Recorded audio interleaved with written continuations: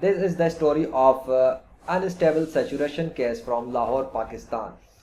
During Corona Rises series, when coronavirus was increasing and decreasing in all over the world, so there was a case in Lahore city of Pakistan where I was personally invited by the DMS of hospital regarding an incurable case where the lady, a mother of her colleague, was unable to improve through their medicines despite all their efforts in CCU room for the last 2 days.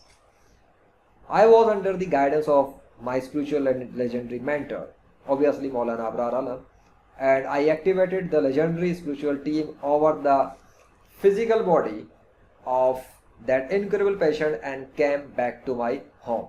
Within 7 hours, the health condition of CCU patient improved and saturation was stabilized according to evidences sent to me through WhatsApp by DMS hospital. The very next day, I visited again and also utilized my legendary lights for healing the patient, which resulted in eliminating patient's BiPAP machine. Allah demonstrated powerful healing result in overall within 48 hours.